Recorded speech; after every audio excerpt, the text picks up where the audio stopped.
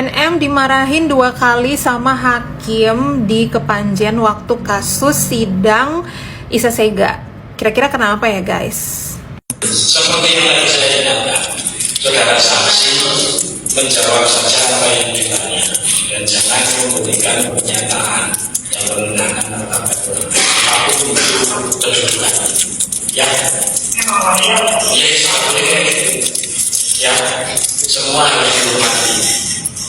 Ini di persidangan kalau kalian mau ngomong di luar urusan kalian, tapi ketika di sini apapun yang terjadi di bawah kendali pengadilan.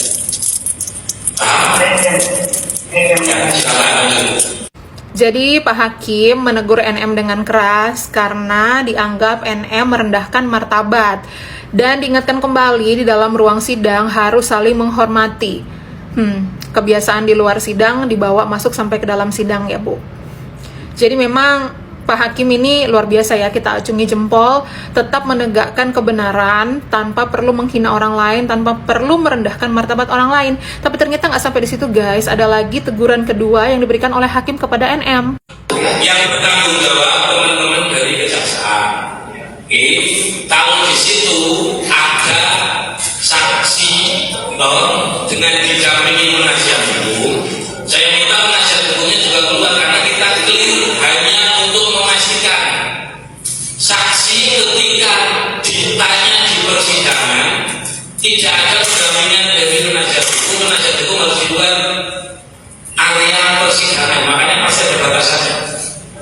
Jadi penasihat hukum terdakwa dan penasihat hukum saksi tidak boleh ada di sekitar kanan kiri saksi. Tahu dia misalnya mau menyatakan keberatan. Jadi di situ Pak Hakim menegur NM dengan keras bahwa penasihat hukumnya itu tidak boleh berada di sekitarnya karena dia saksi. Baik penasihat hukum terdakwa maupun penasihat hukum saksi itu nggak boleh ada bersama-sama dengan saksi. Pertanyaan saya nih, mohon maaf, kenapa perlu pendampingan kuasa hukum? Apakah benar yang ditanyakan oleh Kak Fitri tadi? Apakah nanti takutnya kalau nggak ada yang bisikin di samping nanti tambah blunder apa bagaimana? Apa nggak sanggup menggunakan akal pikirannya sendiri dan logikanya sendiri untuk menjawab pertanyaan-pertanyaan hakim dengan logika sehingga perlu ditemani orang yang cerdas di sampingnya. Nah yang paling heran, dari kemarin seliweran mulu di FYP kalau NM ini dipuja-puji bagaikan raja atau ratu, luar biasa, sangat dimuliakan. Padahal yang mulia hakim itu menegur dengan keras karena tidak menunjukkan rasa hormat di ruangan persidangan. Meskipun dia hadir secara online, tapi dia merendahkan martabat orang lain dan di situ ditegur keras oleh hakim. Gimana nih menurut kalian? Apakah kalian kaum pemuja yang mengagung-agungkan perbuatannya yang merendahkan martabat orang lain? Apa bagaimana? Aku nggak tahu entah kenapa atau apa yang menjadi spesial dari laporan aku di Polrestabes Medan. Kok banyak sekali yang sibuk, yang nggak punya kepentingan, tiba-tiba mengambil kepentingan. Kok bisanya ada yang data bocor, sengaja dibocorkan. Kayak apa ya, nggak ngerti yang mana yang bisa dipercaya. Tapi bukan data aku sih, memang data dari pihak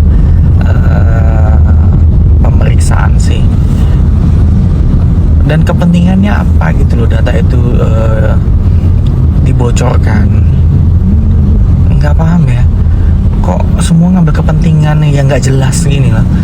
Ngapain sih kalian tuh ikut-ikutan? Kalau memang ya salah aja, nggak usah sok mau menganalisa data-data tersebut biar tidak salah. Nggak boleh bintang 1, bintang 2, bintang kejora. Maksudnya kepentingannya itu apa? Harusnya malah memperlancarnya itu ya salah. Nggak usah sok ngambil kepentingan. Ini kasus sok mau dianalisa, mau diiniin, mau diituin, ya udah jelas itu bukti dan saksi itu sudah sangat jelas. Jadi nggak usah yang gaya banget gitu loh, mau melindungi orang pidana gitu. Apa memang seperti ini hukum kita? Ya terserah lah ya, mau dibuat seperti apa. Yang pasti aku tetap berharap hukum itu masih tegak lurus. Tidak ada spesial kesana kesini, kenalan si ini, kenalan bintang kejora, bintang apa, nggak ada spesial. Modalku itu modal keyakinan terhadap laporan yang kuberikan karena buktinya sudah sangat jelas. Tapi kalau memang diacak-acak dengan duit, ya udah aku pasti kalah. Pasti, itu sudah pasti. Jadi kita lihat aja nanti ya. Ya kalau aku kalah ya berarti duit berjalan, gitu aja sih. Ya jujur aja, kita pahit-pahit aja ngomongnya. Kita yang fakta-fakta aja. Kita lihat apakah yang benar bisa dikalahkan dengan duit. Coba kita lihat nanti ya. Kenapa aku yakin dengan laporanku akan menang? Karena sudah jelas yang dikatakan oleh dia di dalam sosial media itu aku bukanlah seorang dokter. Silahkan dibuktikan kalau memang aku bukan seorang dokter. Kalau aku sudah membuktikan ke pihak berwajib bahwasanya aku seorang dokter, jadi nggak bisa lagi dia apa-apain kasusnya. Jangan sok menganalisa, ya. Ijazah sudah kuserahkan, STR sudah kuserahkan, keanggotaan profesiku sudah kuserahkan, surat izin praktekku juga sudah kuserahkan. Semuanya itu, semua dokumennya itu sudah jelas bahwasanya aku seorang dokter. Tapi kalau misalnya ada satu aja yang bisa dibuktikan dia bahwasanya aku bukan seorang dokter, ya silakan ditunjukkan di muka pengadilan, di muka hakim majelis. Oke? Dan siap-siap ya nanti untuk instansi ahli ITE yang diambil dari instansi pemerintah. Jangan ngada-ngada mengatakan bahwasanya konten tersebut yang dikatakan oleh terlapor itu konten edukasi. Dari mana edukasinya? Coba, bagaimana itu edukasi sementara dia mengatakan aku itu bukan dokter? Itu konten pencemaran nama baik, ya, konten hoax, konten yang tidak benar, bukan konten edukasi. Malu dong harusnya ya, nggak bisa dipercaya. Mungkin mungkin kalian berpikir aku nggak akan bisa ngelawan. Kenapa? Karena nggak bisa membayar gitu. Tapi ingat, ada landasan undang-undang. Dokter ini baru pulang umroh yang Anda katakan, ya tadi sebelum Anda katakan kemarin tuh Anda bilang dokter itu takut. Dokter itu nggak mungkin umroh, dokter pulang dari umroh. Hati-hati buat Anda bersalah dengan UMKM, tolong ya tanggung jawab ya, kasihan UMKM-nya.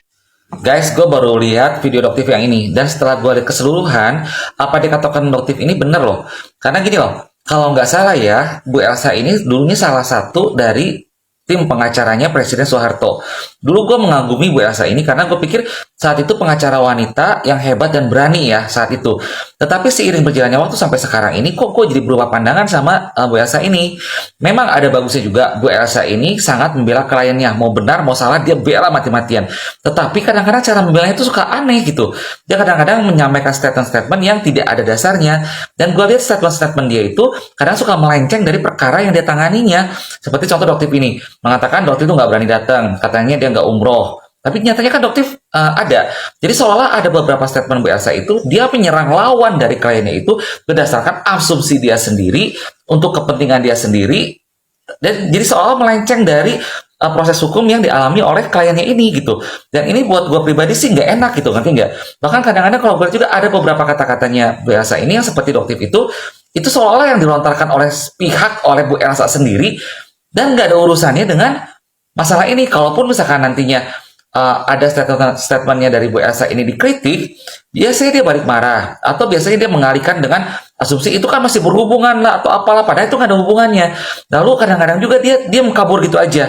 Contoh kayak waktu dia adakan konferensi pers dengan Sheila Sokya didatangi oleh UMKM, dia kan kabur setahu gue, dilihat dari videonya itu. Nah ini gue pikir sih, kok Bu Elsa semakin lanjut usia, kok semakin cara menangani sebuah permasalahan, sebuah kasus yang menjerat kliennya itu kok semakin aneh gitu istilahnya. Kenapa ya? Dan benar kata Doktif, dia itu sekarang tuh udah ada penyakit jantung kan, udah dipakai pasang ring 2 ya.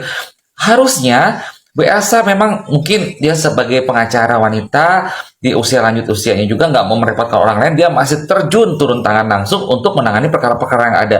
Tapi sebaiknya menurut gue pribadi janganlah Bu Elsa ini tuh mengeluarkan statement-statement yang bersifat pribadi menurut pemikiran dia sendiri gitu, ngerti nggak? Dan terkesannya melenceng dari perkara atau kasus utama yang dihadapi oleh kliennya. Ya, apalagi menuduh Doktif ini itu bohong lah, cina nggak umroh nggak apa. Ini urusannya dengan istilahnya salah satu kegiatan agamanya yang menurut gua kan salah satu kewajiban umat Islam itu untuk umroh atau misalkan menunaikan ibadah haji ke sana ke Mekah gitu. Ngapain hal kayak gini aja disinggung-singgung. Nah sampai gua mikir gini juga, Bu Elsa ini sudah cukup berumur juga, sudah pasang ring juga, dan dia sampai mengatakan Doktif ke umroh lah itu bohong lah misalkan karena dia takut. Itu nggak bagus loh, gua kira loh. Harusnya semakin kesini, semakin lanjut usia, semakin mendekatkan diri kepada Yang Maha Kuasa, dan semakin juga menjaga tata cara bicaranya itu tidak seperti itu. Itu menurut gua pribadi ya.